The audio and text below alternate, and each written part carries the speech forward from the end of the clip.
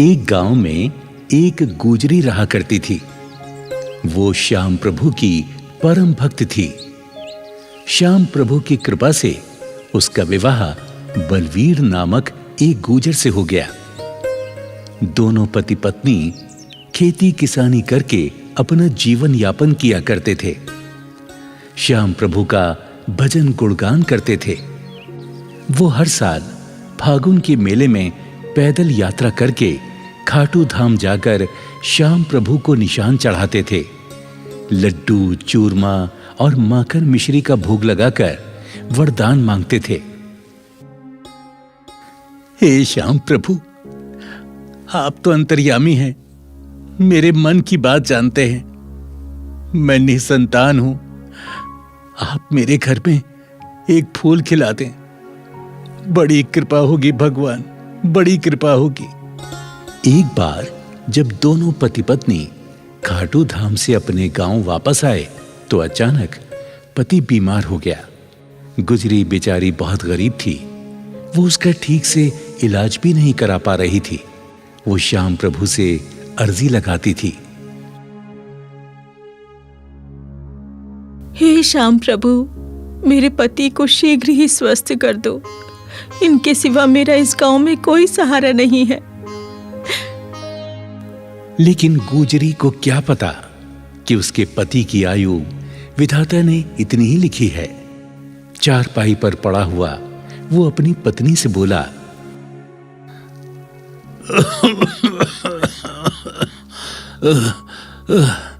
भाग्यवान, मुझे तो लगता है मेरा अंतिम समय आ गया है।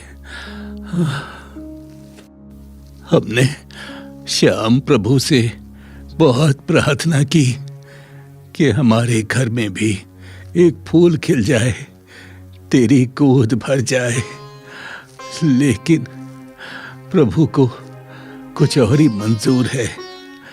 मुझे क्षमा कर दे, मैं तुझे इस दुनिया में अकेले छोड़कर जा रहा हूं। नहीं, ऐसा मत कहो। देखो, तुम ठीक हो जाओगे। श्याम प्रभु तुम्हारी रक्षा करेंगे। हाँ, तुम बिल्कुल ठीक हो जाओगे। परंतु विधाता को वो मंजूर नहीं था। गुजर की मृत्यु हो जाती है। अब गुजरी अकेली रह जाती है। परंतु फागुन में श्याम प्रभु के दर्शन के लिए वो हर साल पैदल खाटू धाम जाती रही। एक बार जब वो खाटू धाम जा रही थी तो उसे बियाबान जंगल में एक नन्हा सा बालक रोता हुआ मिला। उसे देखकर गुजर ने चारों ओर देखा, पर बालक के पास उसे कोई नजर नहीं आया। गुजरी ने सोचा, ये मेरी श्याम प्रभु की ही इच्छा है। जो इतना सुंदर बच्चा मुझे मिला है, मैं इसका पालन पोषण करूंगी। गुजरी ने उस बालक को श्याम प्रभु का वरदान समझकर उठा लिया और उस बालक को लेकर अपने गांव चली आई। जब गांव आई तो लोग पूछने लगे कि ये बालक तुम्हें कहां से मिला? तो गुजरी बोली, ये मेरे श्याम प्रभु का ही आशीर्वाद है। ये बालक मुझे खाटू धाम के रास्ते में मिला है। मैं इसे श्याम प्रभु का वरदान समझकर लाई हूं। अब ये मेरा बालक है, मैं इसका पालन पोषण करूंगी। हाँ, इस बेचारी का तो कोई सहारा ही नहीं। श्याम बाबा ने शायद इसीलिए इसको ये बालक दिया है। जय हो खाटू श्याम बाबा की, जय हो, जय हो। गुजरी उस बालक को बड़े लाड प्यार से पालने लगी। धीरे धीरे बालक 10 बरस का हो गया। हर साल पहले की तरह गुजरी बालक को लेकर फागुन मेले में श्याम प्रभु के दर्शन करने जाती रही।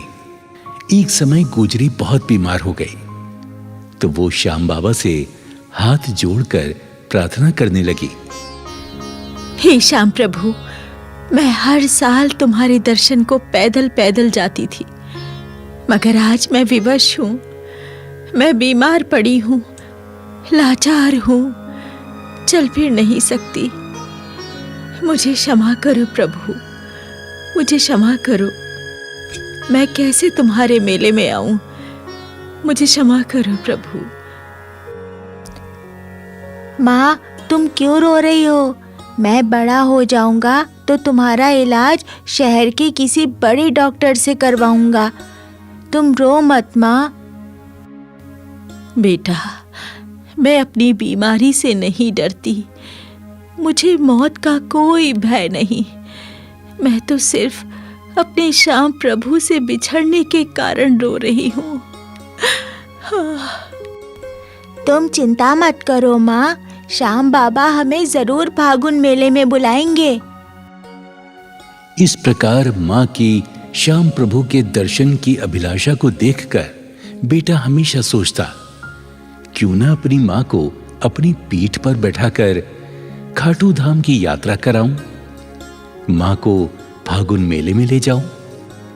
जब बेटा 18 वर्ष का हो गया तो उसने निर्णय लिया कि वो अपनी मां को जरूर खाटू धाम ले जाएगा और अपनी मां से बोला, मां, तुम दुखी क्यों होती हो?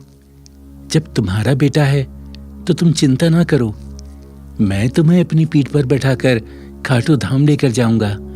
चलो मां, तुम तैयार हो जाओ, हम लोग जल्दी ही चलेंगे। बेटा, खाटू धाम बहुत दूर है, तुम थक जाओगे। मां, दुनिया के बोझ से मां का बोझ उठाना ठीक है। तेरे आशीर्वाद से और श्याम बाबा की कृपा से मुझे कुछ नहीं होगा। मां, तुम इनकार ना करो, चलो ना, तैयारी करो, चलते हैं। बेटे के आग्रह पर मां तैयार हो जाती है। बेटे की पीठ पर मां बैठ जाती है। बेटा खाटू धाम की यात्रा प्रारंभ कर देता है। कभी वो रास्ते में बैठ जाता तो कभी मां को लेकर चलने लगता। तभी श्याम प्रभु अपना चमत्कार दिखाते हैं। रास्ते में उन्हें एक गाड़ीवान मिलता है। वो पूछता है, बेटे, तुम कहां जा रहे हो और ये बुढ़िया तुम्हारी कौन है? बाबा, ये मेरी मां है।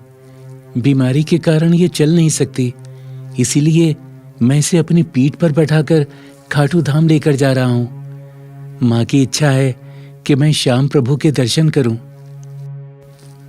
वाह बेटा वाह, तुम धन्य हो जो अपनी मां की इच्छा पूरी कर रहे हो। इस कलयुग में तुम श्रवण कुमार हो। धन्य हो बेटा, धन्य हो। अच्छा बेटा, तुम अपनी मां को लेकर मेरी गाड़ी में बैठ जाओ। मैं भी खाटू धाम की ओर जा रहा हूं। तुम्हें मैं वहीं छोड़ दूंगा। इस गाड़ीवान को मैं जानता नहीं, मैंने कभी नहीं देखा इसको। मैं क्या करूं? ये तो मेरे लिए अनजान है। मैं इस पर बैठूं कि ना बैठूं? अरे बेटा, सोचो मत, बैठ जाओ। शायद श्याम बाबा की यही इच्छा हो। आ जाओ, आ जाओ, बैठ जाओ गाड़ी में। मां और बेटा दोनों गाड़ी में बैठ जाते हैं। थोड़ी देर के बाद खाटू श्याम के धाम पहुंच जाते हैं। लो बेटा, ये आ गया श्याम बाबा का दरबार। अब आप लोग बाबा के दर्शन करो, मैं चलता हूं। मुझे जरूरी काम से कहीं जाना है। धन्यवाद बाबा, आपका बहुत बहुत धन्यवाद। गुजरी और उसका बेटा वहां उतर जाते हैं। जैसे ही पलटकर देखते हैं, गाड़ीवान अदृश्य हो जाता है। हाँ, मां, वो गाड़ीवान कहां चला गया? आपने देखा? अभी अभी तो उसने हमें यहां उतारा है। कहां चला गया वो? बेटा, ये मेरे श्याम प्रभु की लीला है। पता नहीं किस भेष में भगवान मिल जाए। चलो बेटा, अब देर ना करो, श्याम बाबा के दर्शन करें। धीरे धीरे रात होने लगी। मां और बेटे मंदिर के पास ही सो गए। तभी श्याम प्रभु गुजरी के सपने में उसे दर्शन देते हैं और कहते हैं, हे देवी, तुमने कहा था कि आप मेरी सहायता क्यों नहीं करते। तो हे देवी सुनो, जब तुम्हारा बेटा तुम्हें मेरी यात्रा करा रहा था, तब वो गाड़ीवान मैं ही तो था। तुम जैसे भक्तों की रक्षा मैं सदैव करता हूं।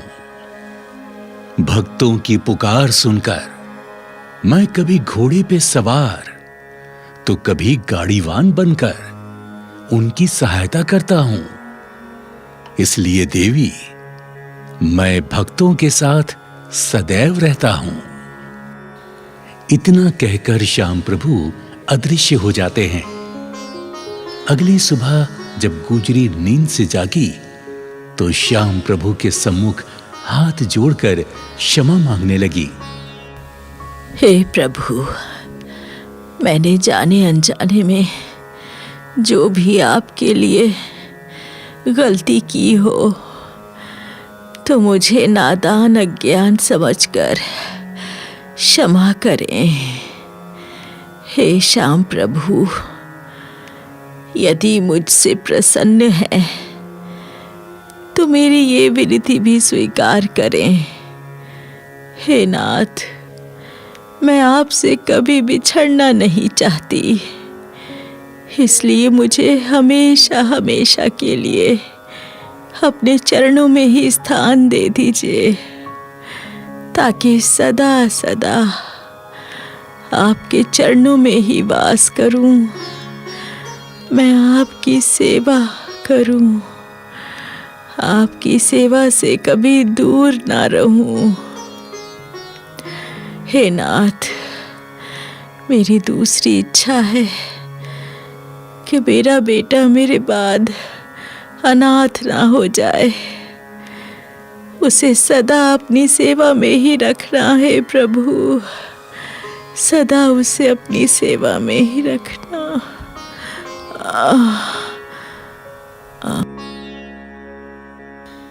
इस प्रकार गुजरी ने श्याम बाबा से अरदास की। गुजरी जैसे ही विनती करके मंदिर के आंगन में आई, उसे बड़ी जोर का चक्कर आया और वो वहीं गिर गई। मां को देखकर बेटा घबरा गया। अरे मां, मां, मां, मां, तुम्हें क्या हो गया?